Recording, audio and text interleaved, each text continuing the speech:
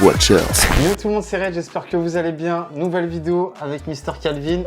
Et c'est les Watchers. Bon, comment ils veulent, Père Calvin? On est là, les enfants. C'est la fin de l'été malheureusement, mais les enfants vont bien. C'est la rentrée. Et du coup, en guise de rentrée, on vous propose les tops de la mi-année. Voilà. Les Watchers ne font pas les choses à moitié. On vous a proposé il y a quelques jours nos flops, donc place au top. Et on a eu de belles surprises. D'excellentes surprises. On avait peur que ce soit pas une année de folie. Et au final, on a quelques surprises qu'il faut notifier. Personnellement, j'ai vu plus de bons films que de mauvais films cette année au cinéma. Donc c'est déjà une bonne chose. Dans les 10 dans les 20 qu'on va vous proposer, on espère que c'est des films qui vous ont plu ou pas. C'est ça. Peut-être qu'il y a des films que vous connaissez pas et que vous découvrirez, que vous aurez envie de voir. Ouais, c'est ça. Donc on va parler de ça aujourd'hui. Ouais. Et puis il y aura quelques mentions honorables. C'est des films qui auraient mérité d'être dans le classement, mais il y a mieux, donc on les propose quand même. Et let's go pour les tops. C'est parti. Et du coup, mon top 10, le conte de Monte Cristo, le conte y est. Avec Pierre Niney, que j'ai trouvé incroyable. Je trouve que Pierre Niney livre une très très belle prestation. C'est un acteur français pour lequel je me déplace en salle. Il n'y en a pas beaucoup, donc voilà. Contrairement aux Mousquetaires qu'on avait eu l'année dernière, les deux opus, je trouve que là, le film a de quoi rendre fier le cinéma français. On a un gros film français qui tient toutes ses promesses. Il y a de l'action, du drama, et franchement, on n'a rien à envier là-dessus aux Américains, je trouve. Voilà. Okay. Là, il y a le savoir-faire français qui fait bien bien plaisir, donc non. Top 10, le conte de Monte Cristo. Okay. J'ai passé un super moment dehors. Je l'ai pas encore vu. Tu l'as pas encore vu? Ah, il est encore à l'affiche, hein. Je crois qu'il gros succès en décembre. Ouais, au gros succès. Ah oui, il cartonne au box-office. Il cartonne au box-office. J'ai le temps de le voir. Tout était épique, il y a du suspense jusqu'à la fin, et vraiment la prestation de Pierre Niney, elle est formidable, incroyable. Voilà. Ok. Top 10 pour moi, un film français. Je me déplace pas souvent en salle pour du film français, et là ça vaut le déplacement. Donc comme Calvin, si vous l'avez pas encore vu, allez le voir. Oui, on va le voir, t'inquiète pas. Ouais, il va jamais le voir. Si. Je vais aller le voir. Faut soutenir le cinéma français. Quand il est bon. Ah, tu vas voir des ici là-bas. Oui, les chiens et chats là, je sais pas quoi là. Et tu vas pas voir le conte de Monte Cristo. Faut lui régler son compte. Hein. Voilà pour mon top 10. Mon top 10, c'est aussi un film français. C'est Dali. Ah oui, ouais. De Quentin Dupieux, que certains ne pourraient pas aimer. Parce que c'est un film très particulier. Tu me cibles quand tu dis ça. Oui, voilà. Très particulier, très what the fuck. C'est un film qui n'a pas vraiment de sens. Mais j'ai été pris par un délire. C'était du n'importe quoi du début à la fin. Jusqu'à, il y a des blagues et ça n'a pas de sens. Mais moi, c'est ce qui me fait rire. La fin, interminable. Mais c'était la blague. Moi, j'ai kiffé. Okay. Voilà. C'est pas un grand film, c'est pour ça qu'il est à la 10e place, mais c'était plaisant, même, tu vois. C'était plaisant. Ok, moi je l'ai vu et on avait fait un watching où on avait parlé d'un film de Dupieux. Oui, c'était le deuxième acte. Voilà, et moi c'est pas du tout ma cam. Pourtant Yannick, j'ai passé un bon moment devant. Après c'est une exception. Yannick, je trouve que c'est le plus terre à terre, plus accessible, tu dirais. Voilà, des films de Dupieux. Ouais, j'ai un peu du mal avec le Dupieux, mais je reconnais que c'est quelque chose qui est différent dans le paysage français et c'est bien aussi qu'on ait ce genre de propositions. Des films qui font 1 heure, c'est des épisodes de série en fait. Vraiment, des films de 50 minutes, c'est son dada. Ok, ça marche. Et du coup, top 9 pour moi, Civil War, que j'ai trouvé encore une fois très très bon. De toute façon, je vais me répéter, ils sont tous très bons à partir du moment où ils sont dans le top 10. Wow, franchement, c'était du grand spectacle. C'est un film qui mérite d'être vu au cinéma. Pour le coup, il n'y est plus du tout. Mais je trouve qu'on a de bonnes performances d'acteurs, une très bonne réalisation. On a de la tension tout au long du film. Et puis aussi, il y a un message assez froid, assez flippant d'ailleurs sur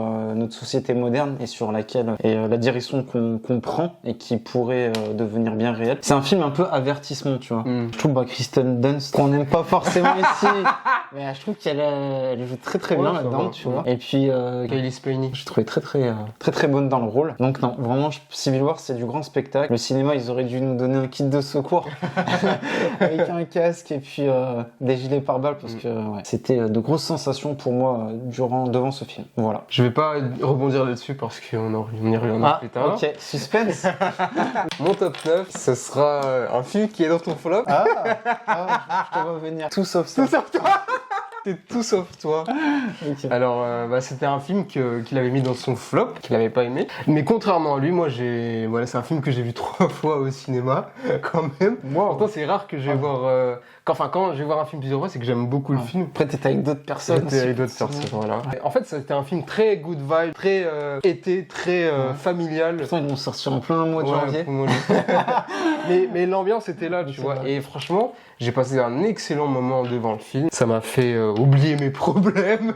C'était sympathique, sans non plus être extraordinaire. J'ai beaucoup apprécié. C'est un scénario classique. Le film, on l'a vu et revu, mais ça m'a fait du bien. Top 8, du coup, pour moi, c'est Inch'Allah un fils. Donc, c'est un film jordanien qui raconte l'histoire d'une femme qui a perdu son époux, son mari. Sauf que il y a un gros problème. La maison dans laquelle elle vivait, dans ce pays-là, là, je crois que ça se passe en Arabie Saoudite ou en Jordanie, dans ce pays-là, en fait, quand tu perds quelqu'un, il faut que ce soit un homme qui puisse reprendre entre guillemets l'héritage d'un logement ou d'un bien. Sauf que du coup, elle a qu'une fille, cette dame-là, et il va y avoir toute une bataille juridique un peu avec le frère du défunt qui veut mettre la main, quitte à ce que sa belle-sœur et sa fille soient limite dégagées, c'est ça. Ouais. Donc c'est un film dramatique, très très bon, et je vous le recommande. Voilà, si vous n'avez jamais entendu parler, c'est un film qui mérite d'être vu, et c'est intéressant aussi de voir un peu ce qui se fait ailleurs dans d'autres cultures. Voilà, dans d'autres cultures. Donc non, c'est un film très enrichissant que je vous recommande chaudement. Voilà. Inch'Allah un fils. Du coup, mon top 8, ce sera un film qu'on a déjà fait une critique. Ah, ok. Ce sera La planète des singes, le nouveau royaume. D'accord. Je vais pas trop revenir là-dessus parce qu'on a fait une critique, on vous invite à retourner dessus. Mais c'est un film qu'on avait beaucoup apprécié et pas autant qu'on l'aurait voulu. C'est vrai, par rapport à la trilogie. Pas autant qu'on l'aurait voulu parce que la trilogie avait élevé le niveau à un palier très haut. Là, on est bien, mais pour un premier film, c'est ok. Voilà. On attend d'en voir plus dans les suites. Mais voilà, mais ça reste un bon film, l'univers est exceptionnel. Moi, j'aime beaucoup. C'était très beau. Hein. C'était très beau visuellement, les effets spéciaux, etc. Les personnages aussi, on a envie d'en voir plus. On est pris par les personnages. Et puis, non, c'était bien. Nova, on va t'attraper. Nova, voilà. On va t'attraper. Donc voilà pour mon top 8. Du coup, top 7, pour moi, ça sera La couleur pourpre. Donc c'est un film qui est sorti en début d'année. Je m'y attendais pas du tout, mais j'ai pris un pied monstrueux devant. C'est une sorte de comédie musicale. Remake du coup. Enfin, c'est un livre. Ouais, c'est ça. Et c'est un film qui a été fait par Spielberg dans les années 90, si je me trompe pas. Que j'ai pas vu, mais qui n'était pas une comédie musicale. Pas une comédie musicale, donc faudrait que je regarde ce film-là. Mais en tout cas, sur cette nouvelle version, j'ai pris un pied monstrueux. J'ai adoré la direction artistique. Moi, je suis très friand de comédie musicale, donc j'y ai trouvé mon bonheur. Et puis les acteurs très très bons, notamment Colin Domingo qui joue dans Fear of the Walking Dead. J'aime beaucoup cet acteur, je l'aurais très bien vu en Kang. Oui, c'est vrai, c'est une autre histoire. C'est une autre histoire, mais en tout cas voilà, c'est un film qui a pas trop non plus, j'ai l'impression qu'il a pas trop fonctionné au box-office, les gens sont pas trop déplacés. Personne ne l'a vu. Hein. Mais pourtant c'est un film encore une fois très enrichissant et qui t'apprend beaucoup de choses sur la vie, donc voilà pour moi. Très touchant aussi. Très touchant aussi. Ouais. C'est un film que j'ai vu, il est pas dans mon top. C'est dur aussi, hein. Mais je vous le conseille fortement aussi. Okay. Mon top 7, ce sera Civil War. Malgré qu'il n'y avait pas de Spider-Man, il n'y avait pas de Captain America, il n'y avait pas d'Iron Man. Il y avait un aéroport, non? Il y avait un aéroport, il y avait MJ.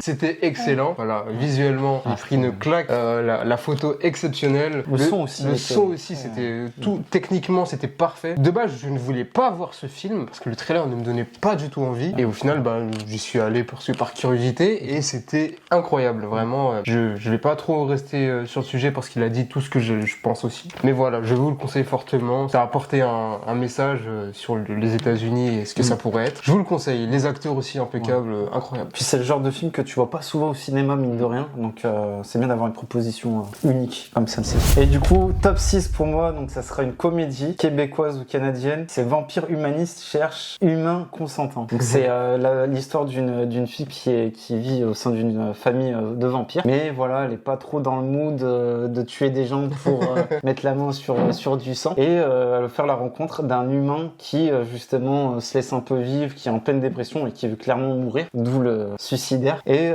du coup, leur rencontre va faire des étincelles sanglantes, si je puis dire, où on a quelqu'un qui veut tuer, enfin qui ne veut pas tuer et boire de sang, et quelqu'un qui veut justement se faire tuer. Donc tout ça donne quelque chose d'assez comique. C'est très drôle. Et je suis pas très comédie à la base, et pourtant le film a complètement eu c'est très drôle du début à la fin. Il y a une belle leçon de moralité. Donc voilà, si vous l'avez pas vu, c'est la comédie, je pense, de 2024 à voir. Ok. Voilà. Je t'encourage à le voir. Monsieur va voir des blockbusters. Mais c'est quoi ce Des mec? planètes de singes. Nous, on voit des films d'auteur ici. Un peu. Au secours. Mon top 6 sera Challengers. Ok. Avec Miss On Zendaya, l'a vu ensemble. qu'on a vu ensemble, c'est vrai, qui était très cool. Voilà, un film sur le tennis, alors que ça ne m'intéresse pas du tout à la base. Ah, t'es pas Roland Garros. Même pas un peu. Du coup, bah, j'ai pris mon pied, voilà. Et la mise en scène, pour ce qui est des matchs de tennis, incroyable, Ouais, c'est vraiment, vrai. du jamais vu. Moi, je me rappelle de plans de caméra. Oui, il y a des plans de caméra, En fait, les plans, la balle. les plans subjectifs sur la balle, les joueurs, Ouais. sous le terrain, au-dessus des terrains, bref. Partout où tu pouvais mettre une caméra, c'était possible. C'était trop bien. La musique aussi. La musique aussi qui était très Il y a un entraînante. thème assez Très assez rythmé. punchy. Ouais. Zendaya qui m'a convaincu, qui est... Non mais. Et genre, elle t'a pas convaincu que sur ce film. Bah non, mais là au moins, voilà. Regardez les premières vidéos, s'il vous plaît. Non, ce que je veux dire, c'est que voilà, j'étais convaincu par son jeu, qui jouait pas pour une fois un rôle de gentil, tu vois. Il y a Euphoria où elle est droguée, etc. Mais là, Mener en bateau des hommes, c'était intéressant de la voir là-dedans. Et les deux autres aussi, Ouais, à chaque fois, à chaque fois j'oublie leur nom, mais ils étaient excellents. Donaldson, non? C'est à chaque fois, il me sort ces blases-là. C'est un des persos du Ouais, film. c'est- Mais voilà, c'est deux gars qu'il faut suivre. Oui, c'est vrai, les Parce acteurs qu'on sont- on les verra souvent, je Ouais. pense. Donc voilà mon avis pour Challenger, c'était Ok. cool. C'était cool. Top 5 du coup pour moi, Alien Romulus, Ok. qu'on a découvert pas si longtemps. Il y a une critique On sur vient la de chaîne, regarder. c'était tout simplement excellent, vraiment. Je sais que le film ne fait pas l'unanimité, mais voilà, je vais pas répéter tout ce qu'on a dit dans cette vidéo, cette critique. Donc je vous invite, si ça vous intéresse, à découvrir notre avis, parce qu'on a eu le même avis là-dessus. Donc voilà, top 5, Alien Romulus, pas du tout été déçu, bien au contraire, c'était fabuleux. Mon top 5, ce sera un biopic, c'est Back to Black. Ah, Avec Amy Winehouse, donc une artiste que je ne... sûr, Sur revenu d'entre les morts. Amy Winehouse, donc un biopic que je n'attendais pas, que je n'ai aucune affiliation avec Amy Winehouse, mais le film m'a eu, j'étais touché, c'était fun malgré l'ambiance macabre. J'ai pris mon pied, j'ai découvert des musiques que je connaissais pas, Ah, tu parce connaissais qu'à chaque pas, fois, dans la vraie vie de tous les jours, ils nous mettent une seule musique. Bon, maintenant j'ai découvert plusieurs titres et je dis ah bah je comprends son succès, tu vois. Et j'ai été pris par l'histoire, Ok. les acteurs, l'ambiance du film. C'est tout le contraire que Bob Marley. Ah oui, c'est tout le tu l'as mis contraire en de Bob flop Marley d'ailleurs. que j'ai mis en flop. Ouais. Tout ce que je voulais dans Bob Marley, je l'ai eu dans Amy Winehouse du coup. Ouais. Donc voilà. Bah, c'est vrai que là, c'est vrai que sa vie est marquée Oui, du par coup, des choses on très avait- obscures. On n'avait pas les mauvais côtés de la vie de Bob Marley, alors que là, on a tout. On a tout. Donc ouais. c'est impeccable, même C'est ce si qu'on attend d'un biopic. Hein. j'imagine évidemment que c'était édulcoré, mais c'était très bien. Ça marche. Et du coup, top 4, juste avant le podium, Furiosa. Donc, un gros film. Pour moi, c'est le blockbuster de l'année 2024. Non, vraiment, Furiosa, c'était fou. Je le mets au-dessus d'Alien parce que j'ai eu plus d'émotions devant. Je trouve que la réalisation est incroyable. Le film a floppé malheureusement au box-office et j'espère que les gens qui n'ont pas encore découvert le film le découvriront et le réhabiliteront. Voilà, ouais. Parce que vraiment, c'est le genre de projet qui fonctionne pas trop au box-office, mais je pense que dans les années à venir, on se rendra compte que c'est un film qui compte et qui comptera pour de longues années. Donc voilà, Furiosa. On a fait une critique sur la chaîne. Donc comme pour Alien Romulus, si vous êtes curieux et si vous voulez voir un peu notre avis, notre retour là-dessus, je vous invite à aller voir cette vidéo. Furiosa top 4. Personnellement, je n'ai pas d'attache avec ce film. Non, t'es un peu plus mitigé. Très mitigé par rapport à ce film. C'est pas un mauvais film, c'est pas un bon film. Ouais. Non, Trop de sable. Mon top 4, alors que c'est un film qui est très surprenant, je pense que personne ne le mettra dans son top, c'est Love Lies Bleeding. Ah oui, Avec ok. Kristen Stewart. Ok. C'était un film que je voulais pas voir à la base, que le trailer me donnait pas envie, mais finalement j'y suis allé et c'était propre, c'était une histoire prenante, j'étais pris du début à la fin, les actrices au top, c'était angoissant, c'était particulier, mais j'étais pris par le C'est délire. qu'il y a un délire bien Ouais. particulier. Ouais. J'aime bien ce genre de film, des films qui sortent de l'ordinaire, avec des thèmes un peu spécifiques. Faut rester dans le flou, mais c'était lourd, même si la fin, bon, Ouais. sans spoiler, Ok, j'allais spoiler, mais sans spoiler, bon, c'est vrai que c'était bon, pourquoi? c'est très particulier. Ouais. Ce que je tiens à dire, c'est un meilleur film She-Hulk que la série. Voilà. Dans le film, il y a Kristen Stewart et Ed Harris aussi, pour ceux qui connaissent. Donc ouais, je le rejoins. Alors je l'ai pas mis dans mon top 10, mais c'est un bon film. Top 3. Du coup, top 3, ça y est, on attaque les choses sérieuses. Pour moi, top 3, c'est Les Chroniques de Téhéran. C'est un film d'auteur iranien. C'est un film comédie comédie dramatique, un peu satire de la société iranienne, de la société musulmane, où on a 9 petits sketchs qui sont là pour dénoncer un peu la rigidité de la communauté iranienne. Par exemple, il y a un mec qui va faire ses papiers d'identité. Pour vous donner un exemple sans spoil, en fait, il y a l'un des brigadiers qui surveille, qui est en charge de contrôler les identités. On voit qu'un des habitants de Téhéran a un tatouage. Et le tatouage, dans la religion musulmane, c'est pas ce qui est prôné, entre guillemets. Et du coup, de façon burlesque, lui, il va lui faire comprendre, j'ai le droit, c'est ma peau et tout. Et le gars va lui dire, ouais, mais non, dans notre société, c'est pas possible. Et voilà, c'est 9 sketchs qui vont un peu être mis en avant. Il y a des thèmes qui vont revenir, comme l'identité. Je repense aussi à un sketch. Il y a un père de famille qui va du coup déclarer la naissance de son fils avec un prénom pas musulman, du coup pas arabe, David. Et justement, le gars va lui dire, non, en fait, David, c'est pas un prénom arabe, donc tu le changes. Et là, il y a un débat là-dessus et on tourne un peu au ridicule, à l'humour, une société rigide sur des choses qu'ici, dans la communauté européenne ou en France, tout simplement, il n'y aurait pas de souci. Mais c'est un film que je vous recommande fortement d'aller le voir. Voilà, top 3. Donc j'ai trouvé excellent et je vous invite à le voir, vraiment, Les Chroniques de Téhéran, un grand film. Et il fait 1h20, donc c'est pas si long que ça et ça se mange très très bien. Donc moi, mon top 3, ça sera Dune, deuxième partie. Okay. Moi, Dune, c'est une saga que j'apprécie beaucoup. Ça fait du bien au cinéma hollywoodien d'avoir ce genre de proposition entre guillemets, parce que c'est de la science-fiction. Dans l'environnement blockbusteresque hollywoodien, ça fait du bien d'avoir quelque chose de costaud. Toi, t'as eu ça avec Furiosa. Moi, j'ai ça avec Dune et du coup un autre qui arrive plus tard. C'était cool, voilà. Je préfère le deuxième au premier, parce que le premier était plus dans l'exposition. Et dans l'introduction, on t'explique un tel groupe fait ci, on te présente un tel personnage, etc. C'était que ça le premier. C'était très bien. Ça pose des bases. Pour installer une saga, c'est très bien. Maintenant, pour le deuxième film, on est vraiment en plein dedans et tu profites un max, tu découvres l'univers, tu découvres les péripéties, les personnages. C'était un grand blockbuster. Ouais, c'est vrai. C'était un grand blockbuster. Donc voilà, Dune 2, top 3. Top 3. Ok. Top 2, du coup, pour moi, c'est Nuit Noire en Anatolie. Donc, c'est un film d'auteur. J'insiste sur auteur. Le prouveur.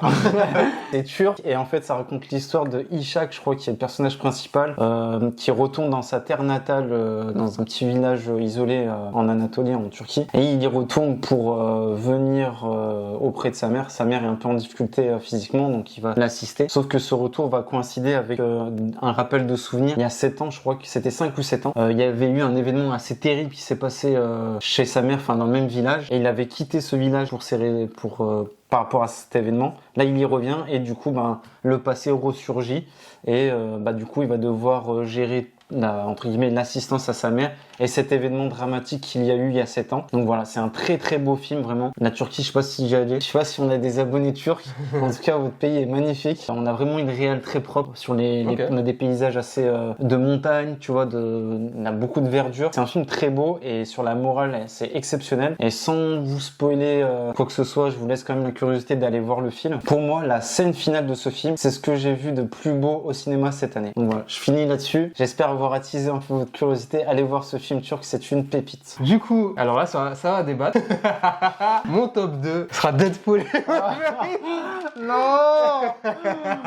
On en a déjà parlé. Sans être le film du siècle, voilà, il y a des meilleurs films que je vous conseille d'aller voir plutôt que celui-là. Mais voilà, de manière personnelle, pour moi, c'est un des films où j'ai passé le meilleur moment cette année. Alors, voilà. en termes de divertissement. En termes de divertissement, voilà, j'ai eu ce que je voulais. Même en revoyant le film, je prends toujours du plaisir à le voir. Voilà, même s'il y a plein de problèmes, on en a déjà parlé, on va pas revenir dessus. Mais voilà, je trouve que le film me donne tout ce que j'ai envie de voir. Ouais. Et voilà, je prends comme pour Tout sauf toi au début, voilà, ça me fait du bien de le voir ce film, tu vois. Putain, le gars a des coups de merde. Mais il est malade. Non, mais après, chacun, c'est personnel. Oui, non, je dis pas que c'est un film de zinzin. Et voilà pour. Moi, tu vois, si on aurait fait les tops avant les flops, Deadpool et Wolverine auraient été dans mes flops. Mais bon, c'est bien aussi que ça crée un peu le débat. Un peu avec Furiosa, moi j'ai kiffé. Ok. Et du coup, on passe au haut du panier.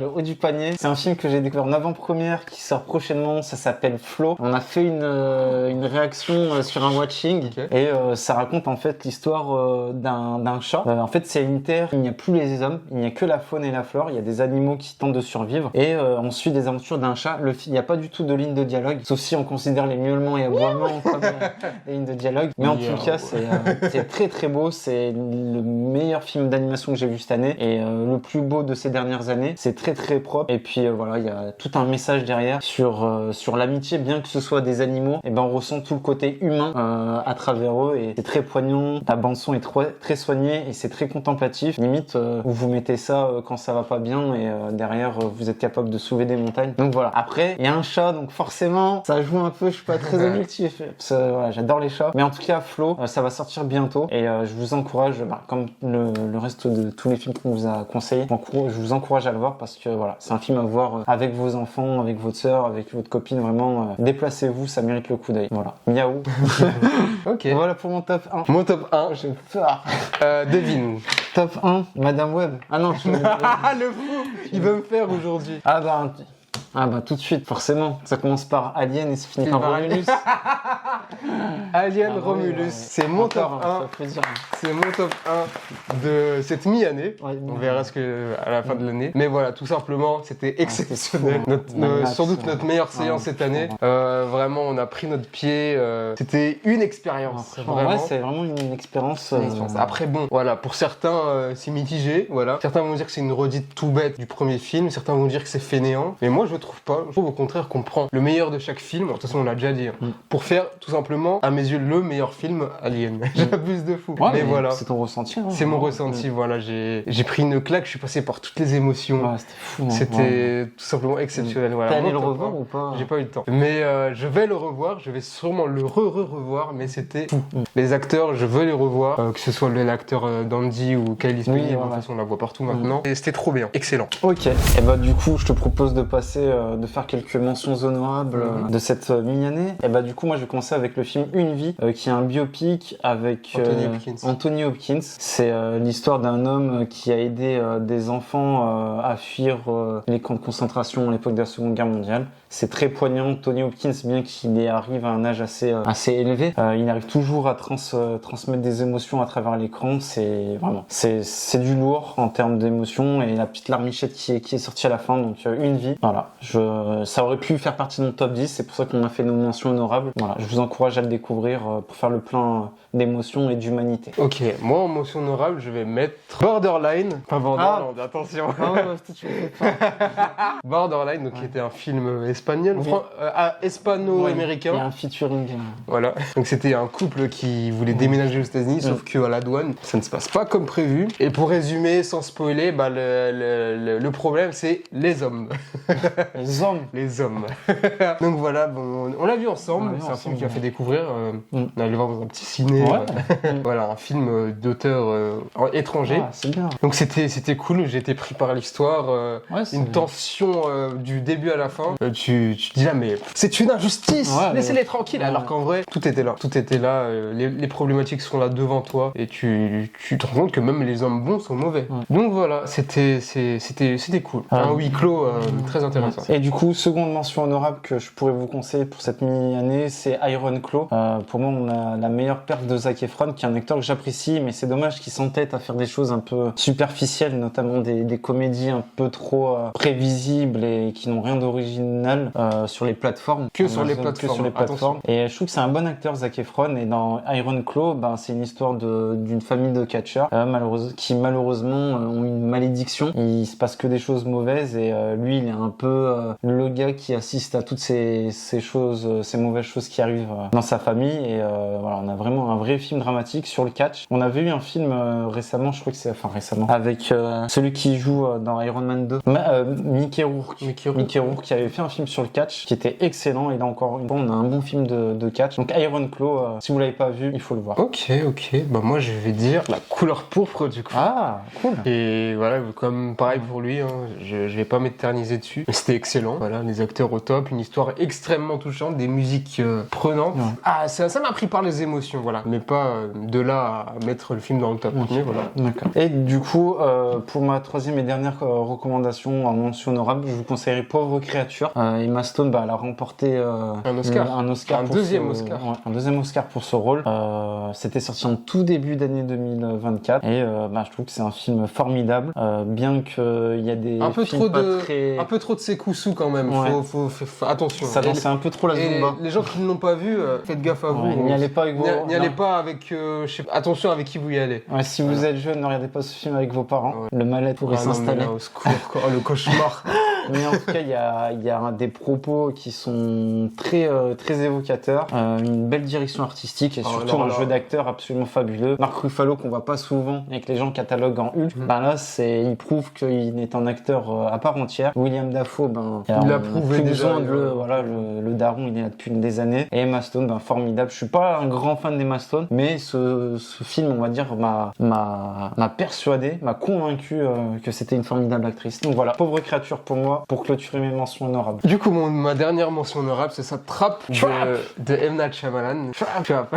Donc c'est un film qui va pas plaire à tout le monde, parce qu'il y a beaucoup de facilité scénaristique, mais ça n'empêche pas que le concept est excellent, voilà. Même si ça se perd en cours de film, mais voilà, quand t'es dedans et tu te dis, oh, comment il va faire, quoi. Ouais. Comment il va faire, qu'est-ce qui va se passer, il y a du suspense, t'es dans le point de vue d'un tueur en série, comment tu vas t'en sortir. Ouais. Et c'est rare qu'on a ce genre de choses-là. De toute façon, il fait des films toujours un peu mystérieux, comme ça, qui te donnent envie d'aller le voir le film. Souvent, c'est un peu la patte de Shyamalan, du mystère et du suspense. Donc c'était très cool, malgré la dernière partie qui reste très classique. Toute la partie concert, c'était fou. Donc voilà, pour mes mentions honorables, comme disent les Jones. Ouais. Et du coup c'était notre vidéo top. Après les flops, vous avez nos tops. Donc n'hésitez pas à nous dire si il y a des films que vous avez vus parmi nos tops et que vous considérez aussi comme des top films de l'année. Ou au contraire, s'il y a des films qu'on n'a pas dit, dites-le nous. Hein. Et puis n'hésitez pas à liker, à commenter, à partager la vidéo, ça fait toujours plaisir. À s'abonner. Et oui, je vais toujours s'abonner en fait. C'est le plus important. C'est le plus important en fait. Donc n'hésitez pas à vous abonner pour suivre toutes nos aventures cinématographiques. C'était les Watchers. Watchez bien.